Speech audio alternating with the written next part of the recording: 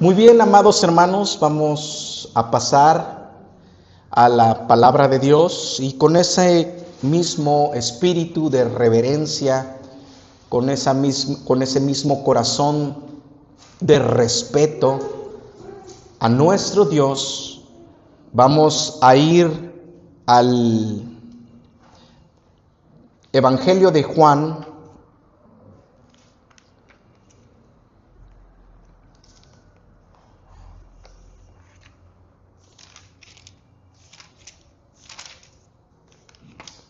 y vamos a leer el capítulo 4, del versículo 35 al versículo 38.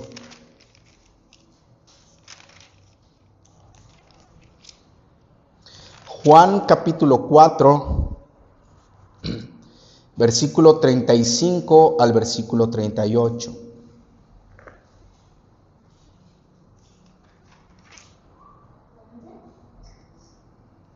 La bendita palabra de nuestro Dios en esta porción de las Escrituras dice de la siguiente forma: ¿no decís vosotros, aún falta 4 meses para que llegue la siega? He aquí os digo, alzad vuestros ojos y mirad los campos, porque ya están blancos para la siega. Y el que siega recibe salario y recoge fruto para vida eterna, para que el que siembra goce juntamente con el que siega. Porque en esto es verdadero el dicho: uno es el que siembra y otro es el que siega.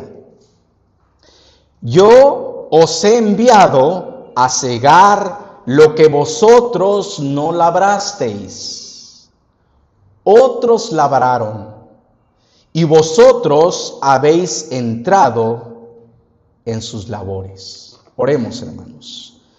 Bendito Señor, la intención de mi corazón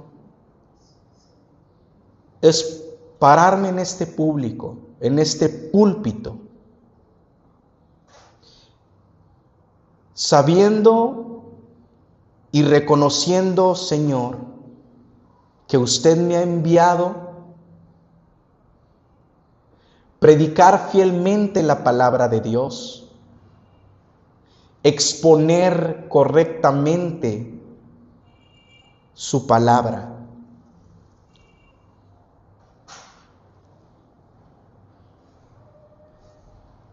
Leamos, Señor, le amamos, buen Dios, y buscamos amarle cada vez más profundamente.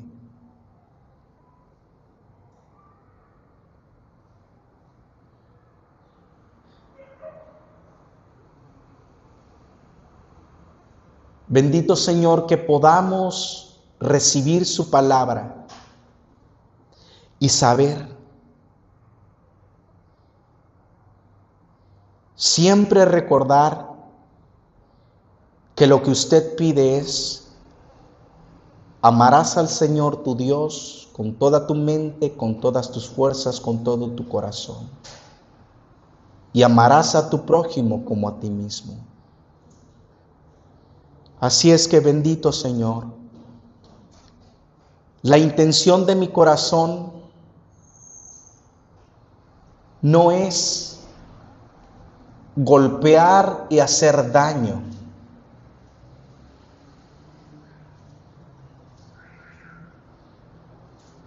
sino que realmente exista un cambio de paradigma, un cambio de mentalidad, aún dentro de las congregaciones que se han apartado de su verdad. Bendito es usted, porque usted todo puede hacerlo. y descansamos en su fuerza y su bondad, Señor. En el nombre de Jesús. Amén. Hace varios años, amados hermanos, su servidor, con ese deseo de continuar creciendo en el conocimiento de la palabra de Dios, se inscribió a la licenciatura de teología en la Universidad Cristiana aquí en Tuxtla Gutiérrez. Después de varios años de haber estudiado, ¿verdad?, en distintos institutos, ahora me encontraba cursando, siguiendo mis estudios en esta universidad que más bien se autodenomina interdenominacional. Y está bien. Pero en una de las clases, uno de los maestros, uno de los catedráticos, entra diciendo que deberíamos agradecer a los pentecostales y deberíamos tomarlos como ejemplo de cómo evangelizar. A lo cual su servidor respondió con una objeción. Y le dije al maestro que yo no estaba de acuerdo.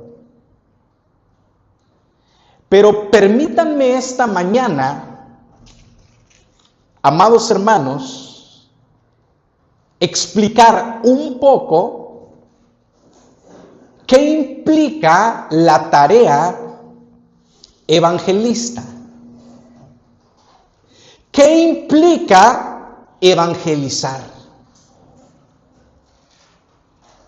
Bueno, primero que nada, vamos a explicar, a precisar qué es el Evangelio. Y el apóstol Pablo lo explica concretamente en Primera de Corintios, cuando les dice a los hermanos de aquella congregación: y este es el Evangelio, que Cristo Jesús vino al mundo y estuvo entre nosotros, y fue a la cruz del Calvario, y resucitó al tercer día, y ahora está a la diestra de Dios Padre y reina. Muy bien. Una persona necesita escuchar el Evangelio. Acabamos de leer un texto cuando nuestro Señor Jesucristo le está diciendo a los apóstoles que los campos están abiertos. Y también encontramos en Mateo capítulo 28, versículo 18 en adelante, cuando Jesús les dice también a sus apóstoles: toda potestad me es dada en el cielo y en la tierra. Por tanto, id y haced discípulos a todas las naciones. Vayan y prediquen el Evangelio. Y continúa diciendo: bautizándoles en el nombre del Padre y del Hijo y del Espíritu Santo, enseñándoles que guarden todas las cosas que os he mandado. Y he aquí, yo estoy con vosotros todos los días hasta el fin del mundo. Amén. Entonces, hemos precisado que ciertamente el Evangelio es predicar la cruz de Cristo, la obra de Cristo, hermanos. Y esa es parte de la gran comisión. En nuestro día a día debemos buscar, predicar el Evangelio y orar al Señor para que nos presente, nos dé el momento exacto y a las personas para poder compartirles el Evangelio. Pero, amados hermanos, eso no solamente es hacer labor evangelista, sino que la labor evangelista va mucho más allá, que fue encomendada primeramente a los apóstoles, que le es encomendada a la iglesia.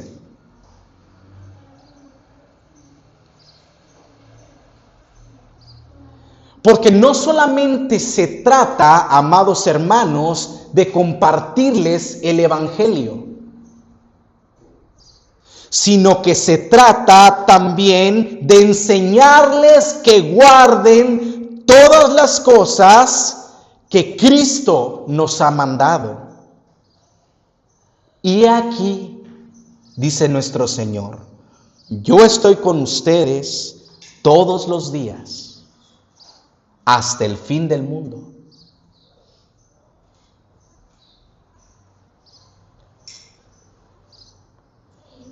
Los campos aún están blancos para la siega. Nuestro campo de trabajo, nuestro campo para evangelizar, ya no solamente es Jerusalén, Samaria, sino hasta lo último de la tierra. A medida que se abren las puertas al Evangelio, amados hermanos, la iglesia, respondiendo a su mandato misionero, debe enviar a sus representantes calificados para evangelizar al mundo. Tanto a las personas más cercas a nuestro alrededor, como las que están mucho más lejos. Paulatinamente, nuestro mundo se convierte en una villa global. En su extensión mundial, la iglesia no debe fallar en aprovechar plenamente las ventajas aún tecnológicas para proclamar el bendito evangelio de nuestro Señor Jesucristo. Pero esto sin comprometer por ello el mensaje de las Escrituras. Porque nuestros métodos tienen que concordar con el mensaje apostólico, con la eterna palabra de vida en el corazón y en la mano, hermanos. La iglesia tiene que desafiar las huestes de ídolos, tiene que desafiar a los traficantes de muerte. Tenemos que ir en contra de la cautividad en la que están inmersos las personas de este mundo caído, maligno y perverso, como lo menciona el apóstol Pablo a los filipenses. En el nombre de Cristo, tenemos que procurar echar fuera a los demonios de nuestros tiempos. Es decir, amados hermanos, la superstición, la indiferencia, el ocultismo, la avaricia, la incredulidad, la opresión. Debemos trabajar para apresurar el día en que la miríada de ismos que nos asedia a nosotros y a nuestros semejantes sean reducidos a cosas del pasado.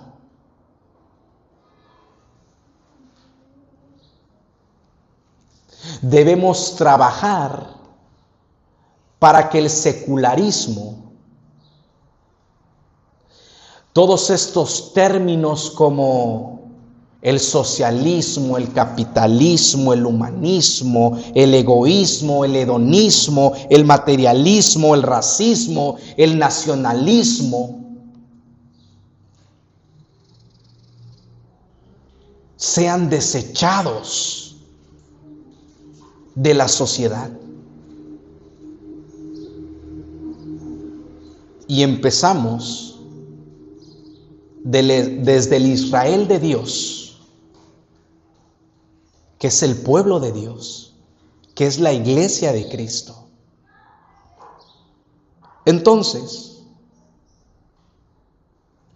la meta o lista de evangelizar a la gente no simplemente es salvar a las personas,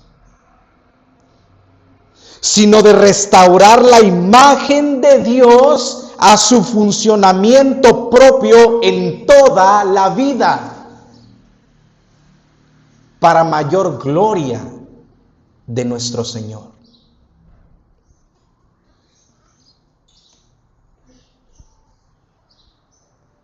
No solo se trata de ganar almas para Cristo. Evangelizar no solamente se reduce a eso, hermanos. Como muchos confunden, como muchos están equivocados. Evangelizar no solamente es ganar almas para el Señor.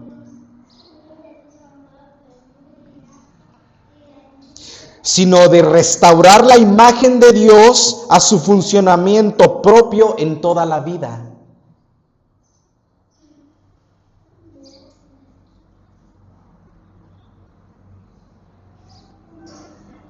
Por eso evangelizar también tiene que ver con conocer profundamente la bendita palabra de Dios.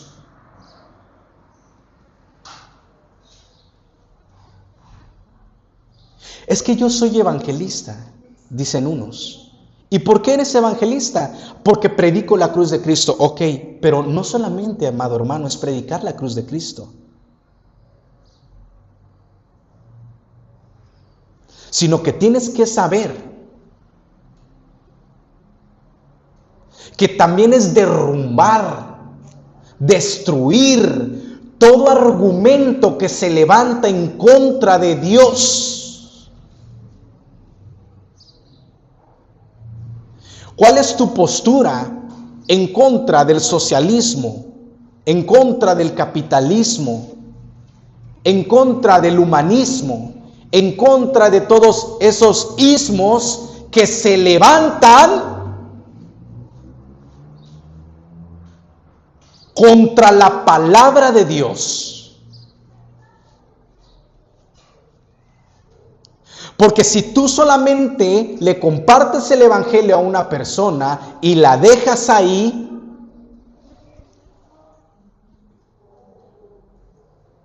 sin discipular, sin enseñarle que guarde todas las cosas que Cristo nos ha enseñado, entonces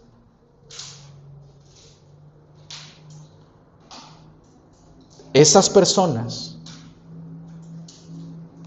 van a sufrir el deterioro de la misma sociedad. Por ello, amados hermanos, el apóstol Pablo escribe en Hechos capítulo 20, versículo 22 en adelante: ahora, he aquí, ligado yo en espíritu, voy a Jerusalén, sin saber lo que allá me ha de acontecer, salvo que el Espíritu Santo por todas las ciudades me da testimonio, diciendo que me esperan prisiones y tribulaciones. Y sigue diciendo: pero de ninguna cosa hago caso, ni estimo preciosa mi vida para mí mismo, con tal que acabe mi carrera con gozo, y el ministerio que recibí del Señor Jesús, para dar testimonio del evangelio de la gracia. ¿Y cuál es ese evangelio de la gracia? Sigue escuchando. Y ahora, he aquí, yo sé que ninguno de todos vosotros, entre quienes he pasado predicando el reino de Dios, verá más mi rostro. Por tanto, yo os protesto en el día de hoy, que estoy limpio de la sangre de todos. ¿Por qué? Porque no he rehuido a anunciaros todo el consejo de Dios. ¿Se dan cuenta? El apóstol Pablo tiene la conciencia tranquila al saber que ha hecho su obra de evangelista fielmente y conforme a la voluntad de Dios. Y él mismo dice: estoy limpio de la sangre de todos ustedes. ¿Por qué? Porque no les he rehusado a compartirles, a predicarles todo el consejo de Dios. ¿Se dan cuenta? La cosmovisión de Pablo. Él no solamente iba y hacía campañas evangelísticas. Él no solamente les compartía la cruz de Cristo, el cual es el mensaje que puede salvar a las personas. Por supuesto que sí. Pero no solamente se trata de ganar almas, sino de predicar todo el consejo de nuestro Señor. Entonces, esto también implica responder a la pregunta: ¿sobre qué cosmovisión enseñamos y discipulamos, hermanos? ¿A qué teología nos inclinamos?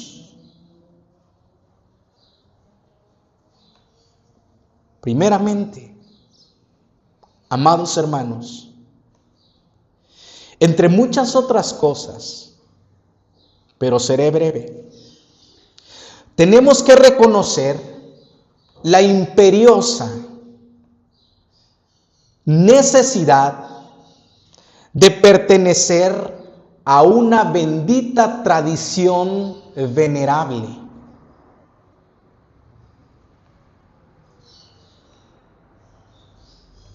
Tenemos que reconocer, amados hermanos, el contexto en el que estamos parados. Solo mira a tu alrededor. El desastre que hemos hecho. Y tenemos que pedir perdón a Dios. Y reconocer nuestra necesidad de pertenecer a una bendita tradición venerable.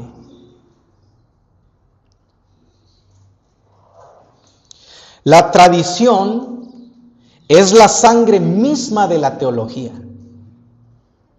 Separados de la tradición, la teología es como una flor cortada que sin sus raíces y sin el suelo pronto se marchita.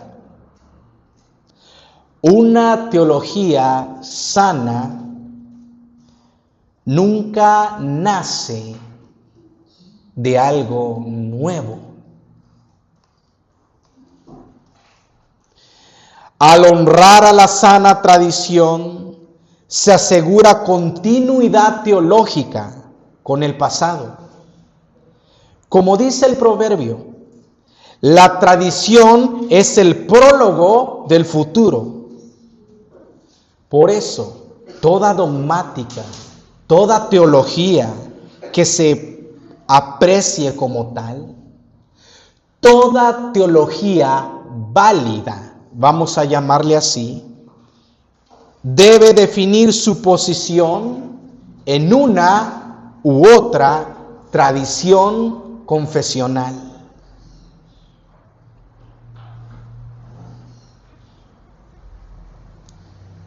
Amados hermanos, evangelizar es enseñar todo el consejo de Dios. Vayan por todo el mundo y predíquenles el evangelio, pero también enséñenles que guarden todas las cosas que les he enseñado.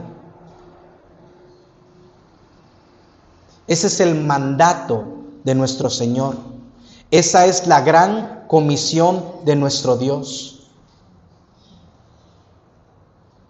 que fue dada a los apóstoles, que es responsabilidad de la iglesia.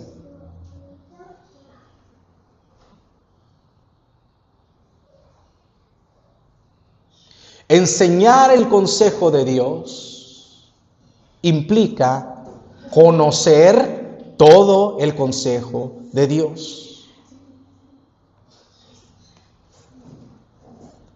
Enseñar el consejo de Dios implica conocer la teología a profundidad. Conocer la teología a profundidad implica, amados hermanos, conocer los distintos desarrollos teológicos que se han dado a través de la historia. Porque la teología no nace de lo que tú piensas o de lo que tú crees.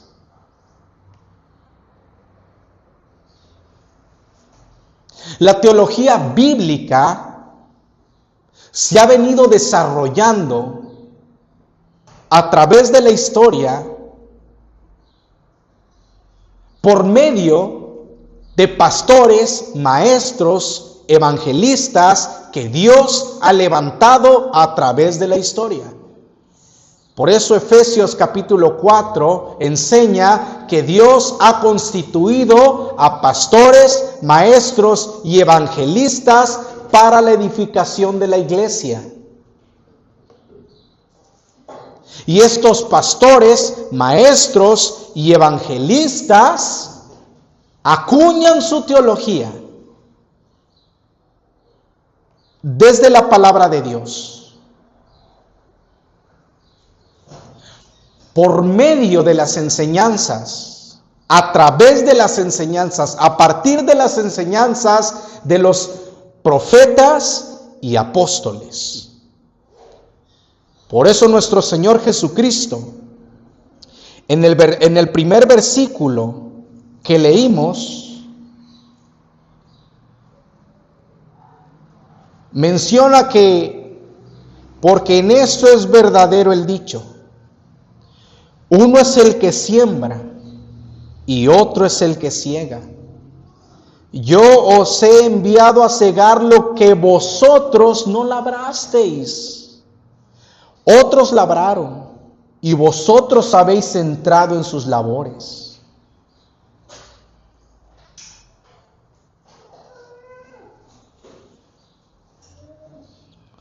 Por eso el apóstol Pablo menciona también en 1 Corintios capítulo 3, versículo 5 en adelante, ¿qué pues es Pablo y qué es Apolos? Servidores por medio de los cuales habéis creído. Y eso según lo que a cada uno concedió el Señor. Yo planté, Apolos regó, pero el crecimiento lo ha dado Dios. Así que ni el que planta es algo, ni el que riega, sino Dios, que da el crecimiento. Y el que planta y el que riega son una misma cosa, aunque cada uno recibirá su recompensa conforme a su labor. Porque nosotros somos colaboradores de Dios, y vosotros sois labranza de Dios, edificio de Dios. Conforme a la gracia de Dios que me ha sido dada, yo como perito arquitecto puse el fundamento, y otro edifica encima, pero cada uno mire cómo sobreedifica. Porque nadie puede poner otro fundamento que el que está puesto, el cual es Jesucristo. Es una labor, es una gran comisión, es un mandato que Dios da principalmente a los apóstoles, principalmente a los pastores, a los líderes de las congregaciones.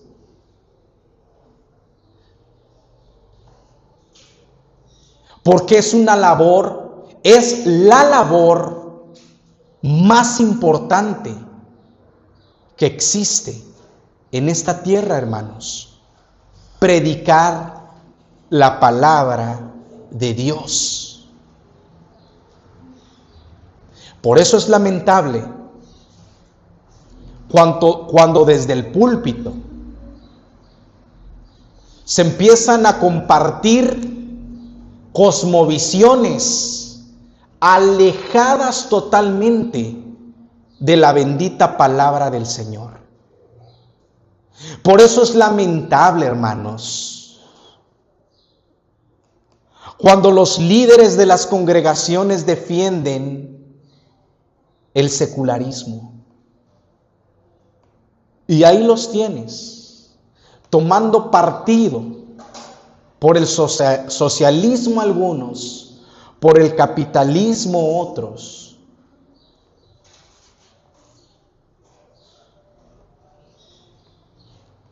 Compartiendo cosmovisiones humanistas, las cuales no tienen nada que ver con el Evangelio, con la labor evangelística que Dios nos manda hacer.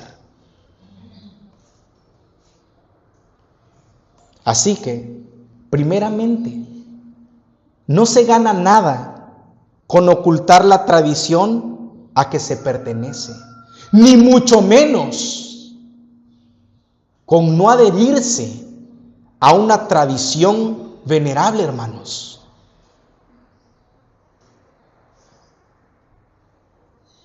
Muchos fundan iglesias y les llaman iglesias sin denominación y no se adhieren a ninguna confesión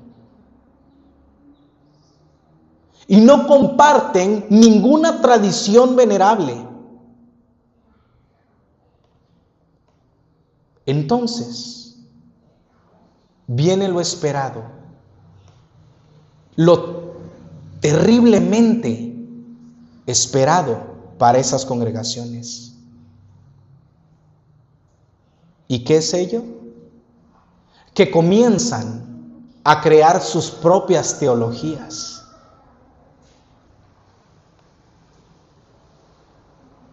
Muchos de ellos comienzan a construir un Frankenstein teológico,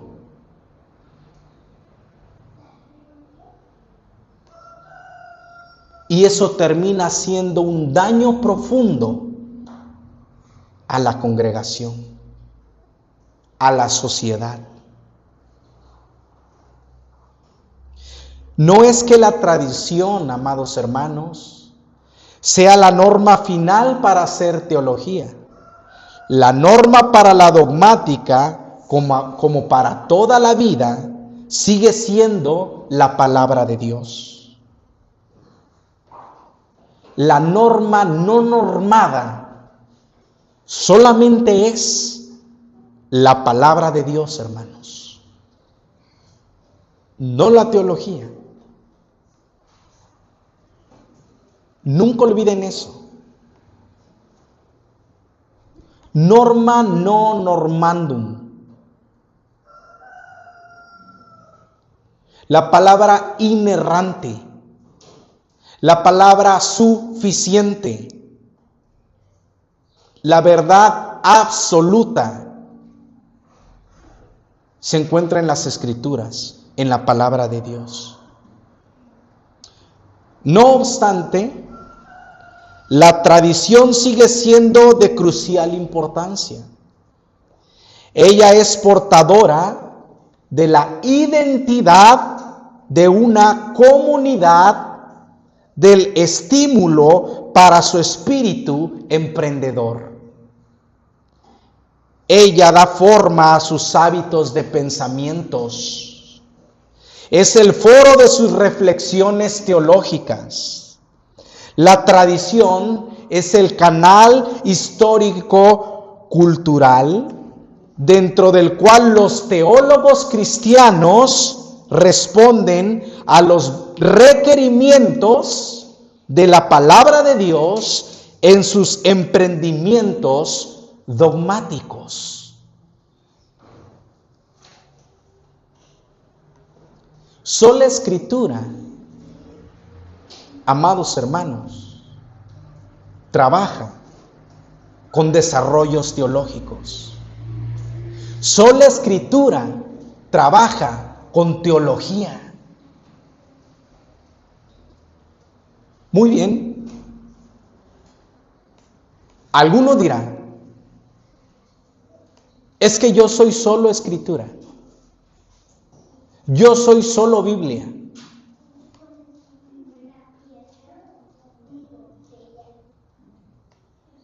Pero al compartir la palabra, necesariamente tendrá que ejercer una interpretación de lo que está exponiendo. Y en el preciso momento en el que ejerce interpretación sobre lo que está exponiendo, está haciendo la tarea de hacer teología. Entonces, no nos vamos con ese cuento de que somos solo Biblia. Está bien decirlo. Pero ¿dónde se encuentra anclado tu desarrollo teológico? Esa es la pregunta. ¿Cuál es tu magisterio? ¿Cuál es tu tradición? Porque todos dicen que son bíblicos. Pero ¿quiénes pueden rastrear sus enseñanzas desde los apóstoles, desde los patriarcas, desde la historia, desde el quehacer, desde el desarrollo teológico en la historia?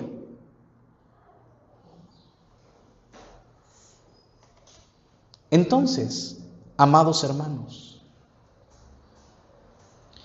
¿dentro de qué tradición está ubicada la Iglesia Bíblica Reformada Jesucristo es el Señor?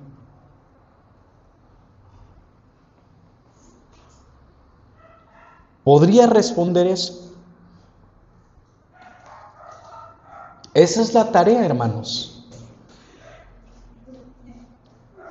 Porque nos encontramos dentro del ala reformada calvinista. El principio hermenéutico básico es: trate de no decir más de lo que las Escrituras dicen, porque si no será especulación. Pero también trate de no decir menos de lo que las Escrituras exponen, porque ello sería empobrecer la bendita palabra de Dios. Hablamos sobre todo lo que las Escrituras hablan y callamos cuando las Escrituras callan. Nos orientamos hacia la teología reformacional, con una cosmovisión imperante de creación, caída, redención y consumación.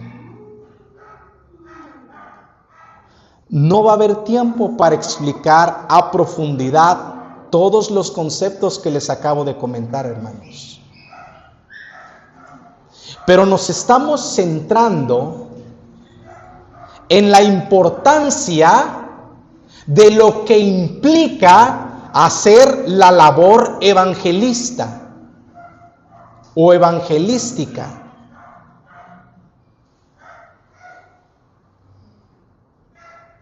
Todos debemos tomarnos muy en serio este tema, hermanos. Porque la meta o lista de evangelizar a la gente, en otras palabras, la meta que puede analizar las distintas aristas que evangelizar implica, no es simplemente salvar almas. Una vez más, vuelvo y le repito, sino que se trata de restaurar la imagen de Dios a su funcionamiento propio en toda la vida.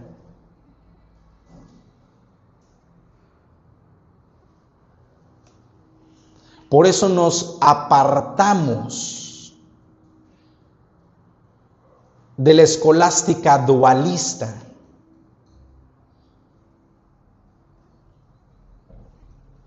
Porque todo lo que Dios creó es bueno y nada es de desecharse. Porque se le da gloria a Dios en todas las esferas de la sociedad.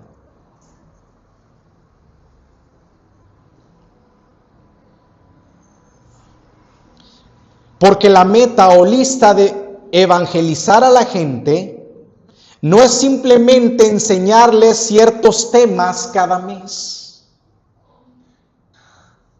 Existen congregaciones en donde el pastor enseña los mismos temas todo el año. Solo empieza a compartir y ya sabes de qué va a predicar, de principio a fin. Algunos toman el mes, por ejemplo, de enero como el mes de mayordomía y enseñan todo ese mes acerca de la mayordomía. Viene el mes de febrero y lo titulan como el mes de la amistad y predican todo ese mes acerca de la amistad y así se van todo el año. Marzo, abril, mayo, junio, julio, agosto, septiembre, octubre, noviembre, hasta llegar a diciembre, el cual titulan el mes de la Navidad. Y todo ese mes predican temas relacionados con la Navidad. Y vuelve enero y vuelven a hacer lo mismo. Pero ese no es, amados hermanos, el mandato que Dios nos ha dado. ¡Ay de mí si no les predico el evangelio!, dice el apóstol Pablo. porque no les he rehusado a predicarles todo el consejo de Dios. ¿Y sabes qué? Por cierto, date cuenta, hermano, por eso este tipo de predicadores, de congregaciones, normalmente no se adhieren a las confesiones históricas. No son iglesias que se adhieren a las confesiones ecuménicas, a las confesiones reformadas, que se han dado a través de la historia.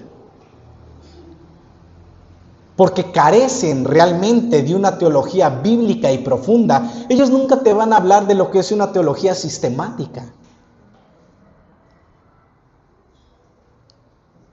Y muchas veces van a atacar teologías como la teología calvinista, ignorando realmente lo que es la teología calvinista. Son ignorantes, amados hermanos. Ignorantes.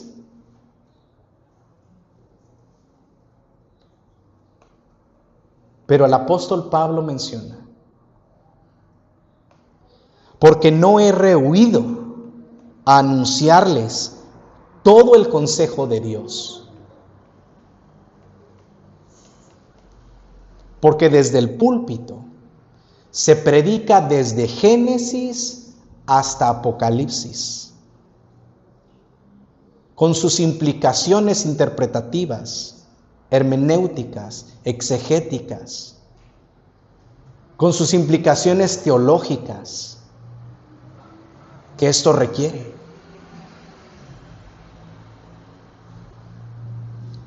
Y recordemos, hermanos, a medida que se abren las puertas al Evangelio, la Iglesia, respondiendo a su mandato misionero, debe enviar a sus representantes calificados para evangelizar al mundo. Mensajeros calificados es lo que se necesita. Predicadores, pastores que conozcan profundamente las Escrituras.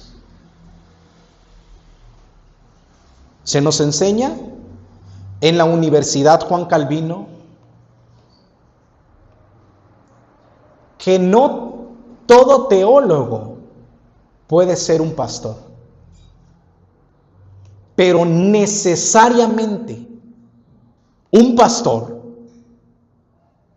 un predicador, un maestro, un evangelista, tiene que ser un teólogo.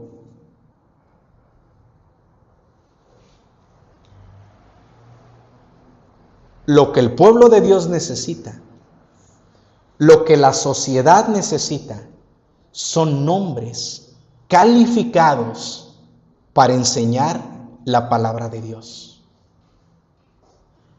Calificados tanto en sus testimonios como en sus conocimientos.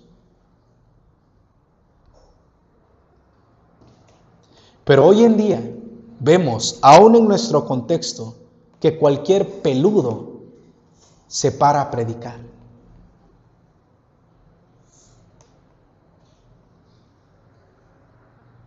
Y defienden sus posturas que ni siquiera conocen ni de dónde vienen ni a dónde van. No saben ni quiénes son.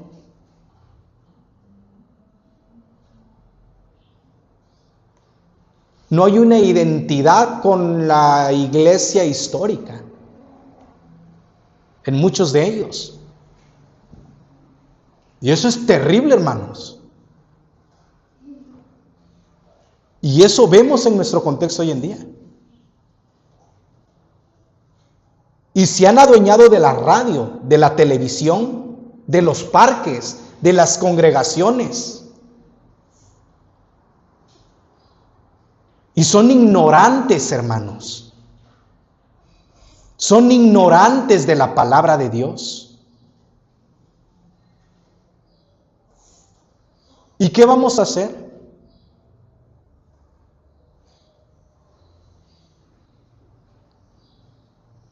Pablo le dice a Timoteo, en 2 de Timoteo capítulo 2, tú pues, hijo mío, esfuérzate en la gracia que es en Cristo Jesús. Lo que has oído de mí ante muchos testigos, esto encarga a hombres fieles que sean idóneos para enseñar también a otros. Procura con diligencia presentarte a Dios aprobado como obrero que no tiene de qué avergonzarse, que usa bien la palabra de verdad. Timoteo, no cualquiera puede predicar.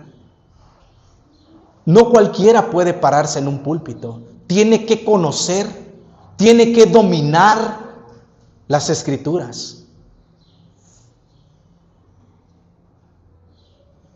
Santiago advierte, hermanos, no se hagan maestros muchos de ustedes. Por favor, no se hagan maestros muchos de ustedes,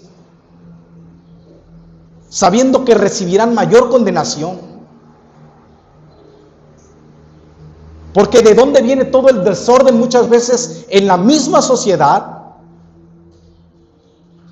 Amados hermanos, miren, la iglesia es columna y baluarte de la verdad. Y los líderes que menosprecian la teología, la profundidad de la palabra de Dios, los líderes que menosprecian las Escrituras, están haciendo un daño muy grande a la misma sociedad, como a la iglesia también. Es que, hermanos, la sociedad no va a cambiar cuando hagamos marchas. La sociedad no va a cambiar cuando levantemos pancartas, es que estamos en contra de esta ideología o de aquella otra. No, hermanos. La batalla se libra desde lo académico, desde el conocimiento, desde poder refutar las distintas ideologías satánicas que se levantan. Porque la iglesia es columna y baluarte de la verdad. Si la iglesia no despierta, si la iglesia no se levanta, ningún partido político secularista va a cambiar nada. Un ciego no puede guiar a otro ciego. Los dos van a caer en el mismo hoyo de corrupción y de maldad. Pero tenemos un gran problema dentro de nuestras congregaciones. Que muchos de los líderes son grandes ignorantes de la palabra de Dios. Entonces no pueden causar ningún impacto en la sociedad, ninguno. Es que sí evangelizan, sí hacen labor de evangelista porque ganan almas. No, eso no solamente es hacer labor evangelista. No es lo que aquel catedrático nos decía en la aula. Es que tenemos que aprender de los pentecostales de cómo hacen labor evangelística. No. Es lo que precisamente no debemos hacer. Porque no solo se trata de hacer campañas evangelísticas todo el año, en todos lados. Y dejar a que los miembros, a que los creyentes se mueran de hambre dentro de las congregaciones. Y se mueren de hambre porque no se les está dando el alimento que es la palabra de Dios. La iglesia, como la sociedad, necesita la palabra de Dios siendo expuesta fielmente. Eso es lo que necesita.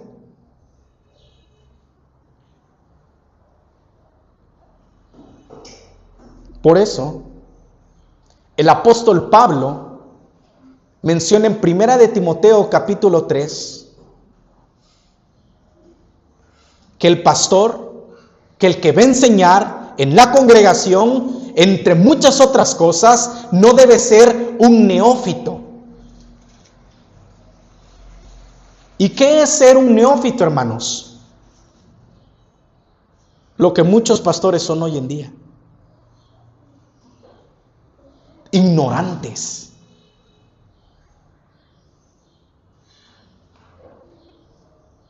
Es que, hermanos, sí está bien criticar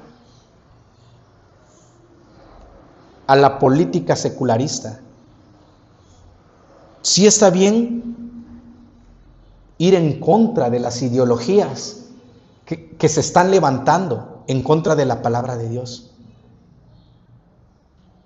Pero primero miremos qué es lo que estamos haciendo mal nosotros mismos dentro de las congregaciones.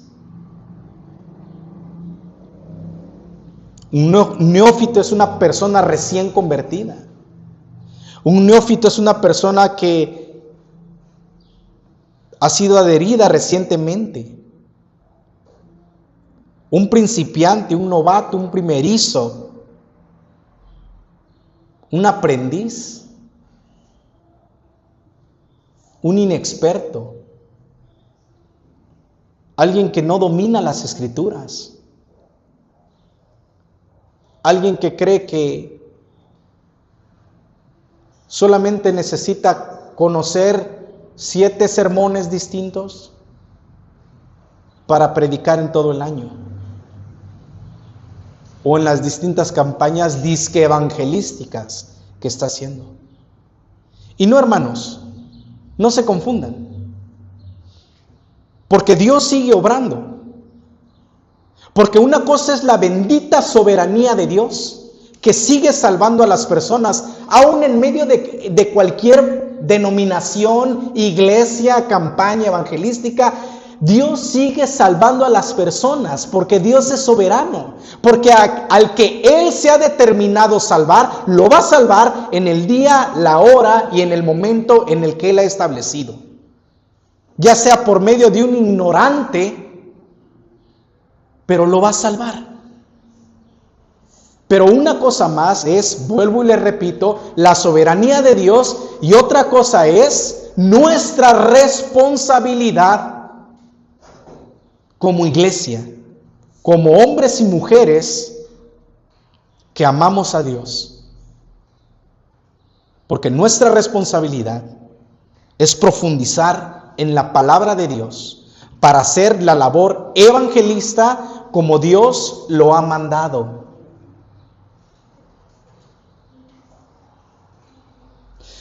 Así es que nuestra forma de evangelizar no debe ser influenciada por ningún ala del secularismo, hermanos.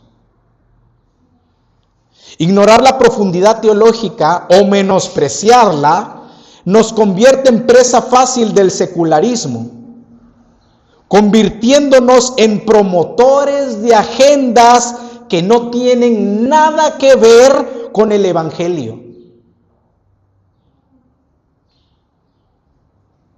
Ahí están los hermanitos, hermano. Es que vamos a hacer una marcha pro familia. Y van cargando banderas de Israel. Cuando la nación de Israel, secularista, amados hermanos, ha adoptado abiertamente ideologías de género, es donde se hacen las marchas más grandes, LGBTQRHIJK, en donde la nación política de Israel hoy en día abiertamente se ha ido en contra de Dios, pero por ignorar, amados hermanos, los desarrollos teológicos, muchos líderes terminan apoyando agendas políticas que están detrás de todos esos movimientos que parecen sanos y buenos, porque son ignorantes. Una vez más, no me voy a cansar de repetirlo.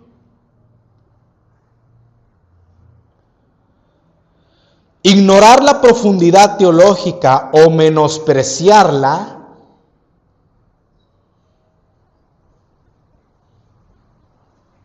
es hacerle un gran daño a la iglesia.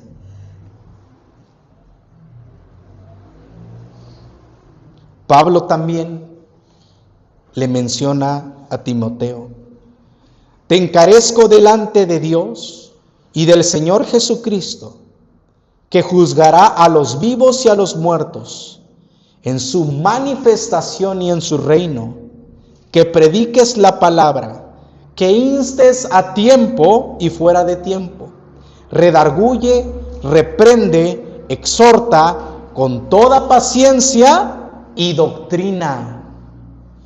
Porque vendrá tiempo cuando no sufrirán la sana doctrina, sino que teniendo comezón de oír, se amontonarán maestros conformes a sus propias concupiscencias, y apartarán de la verdad el oído, y se volverán a las fábulas.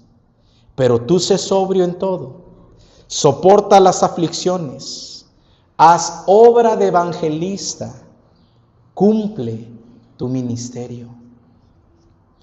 ¿Qué implica la tarea evangelística? ¿Qué implica la tarea de evangelizar a las naciones? Implica conocer profundamente las Escrituras. Implica conocer el desarrollo teológico. Implica adherirme. Amados hermanos, a las confesiones ecuménicas, históricas, bíblicas, reformadas. Implica instruir, discipular en amor a nuestro prójimo. Implica, amados hermanos, humillarnos delante de Dios y adorar a Dios como Él nos manda que le adoremos. Agradezco a Dios porque esta congregación se adhiere a una teología pactual. Y agradezco al Señor porque ha puesto en mi corazón, en nuestros corazones, el preocuparnos por estudiar profundamente la palabra del Señor. Es una labor muchas veces cansada, porque yo sé que tenemos muchas otras cosas que hacer, pero Dios es primero. Porque no vamos a causar ningún impacto a la sociedad si no conocemos las Escrituras. Así que lo que implica la tarea evangelística no solamente es ganar almas para Cristo, sino discipularlas, guiarlas por medio de todo el bendito consejo de nuestro Señor. Oremos, hermanos. Gracias, Señor, por bendecirnos y por darnos, Señor, su palabra. Ayúdenos a serle fieles. Esta iglesia le pertenece. Estamos dispuestos a cumplir nuestra labor, Señor. Bendito es usted. Haga lo que tenga que hacer. Añada a la iglesia a los que han de ser salvos. Y nosotros estaremos preparados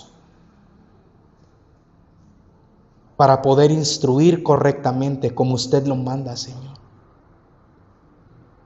Gracias por este gran privilegio, porque es un gran gozo y una gran alegría el poder formar parte de esta gran labor que usted está haciendo. En el nombre de Cristo Jesús. Amén. Bueno,